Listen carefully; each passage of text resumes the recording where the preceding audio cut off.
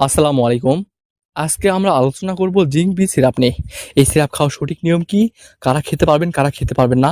কি সমস্যার জন্য খেতে পারবেন? সম্পূর্ণ বিস্তারিতভাবে আলোচনা করব এবং ভিডিও শেষে আমরা আলোচনা করব এমন একটি গোপন টিপস নিয়ে, যেটা জানার পর আপনারা এই ওষুধ খাওয়ার পর ৭ দিনের মধ্যে ১০০% কাজ করবে। তবে অবশ্যই সেই নিয়মটি আপনারা দেখবেন। তাহলে কথা না বেরিয়ে ভিডিওটি শুরু করা যাক। এখন আমরা আলোচনা করব কি সমস্যার কারণে এই ওষুধ খেতে পারবেন।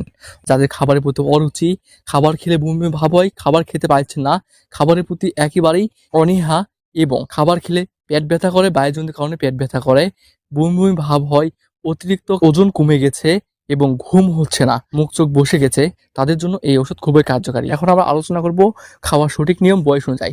বিশেষজ্ঞ ডাক্তারগণ বলেছেন, যাদের বয়স ৫ থেকে ১০ বছর এবং বয়স অনুযায়ী ওজন উচ্চতা ঠিক রয়েছে, অন্য কোনো রোগ নেই, তাহলে তারা প্রত্যেকদিন সকালে খেতে পারবে।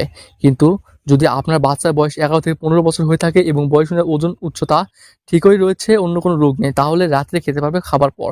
কিন্তু যদি কোনো সমস্যা থেকে থাকে, তাহলে কিন্তু খাবার পর খেতে পারবে না। তখন অবশ্যই একজন লাইসেন্সপ্রাপ্ত ডাক্তারের নিকট যেতে হবে এবং আপনার বাচ্চাকে পরীক্ষা নিরীক্ষা করে কি সমস্যা হয়েছে সে সমস্যা অনুযায়ী খেতে হবে। কিন্তু যারা প্রাপ্তবয়স্ক রয়েছেন, যাদের বয়স ১৬ থেকে ৩০ বছর, তারাও খেতে পারবেন। তবে আপনাদের নিয়মটা একটু আলাদা হবে।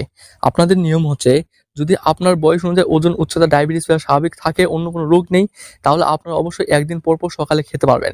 যদি আপনার ডায়াবেটিস, প্রেশার, অন্য কোনো রোগ থেকে থাকে, তাহলে অবশ্যই ডাক্তারের পরামর্শ ছাড়া এই ওষুধ খেতে পারবেন না।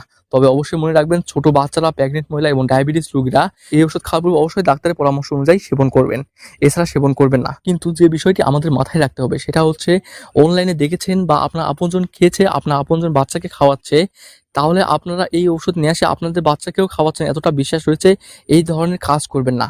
কারণ এটাতে কিন্তু অনেক মারাত্মক ক্ষতি হবে। এই জন্য ক্ষতি হবে, তারা হয়তো পরীক্ষা নিরীক্ষা করেই খাওয়াচ্ছে বা ডাক্তারের পরামর্শ অনুযায়ী খাওয়াচ্ছে, কিন্তু আপনি তাদের কথা মতো শুনে খাওয়াচ্ছেন, এতে কিন্তু মারাত্মক ক্ষতি হবে আপনার বাচ্চার অথবা আপনি খেলে।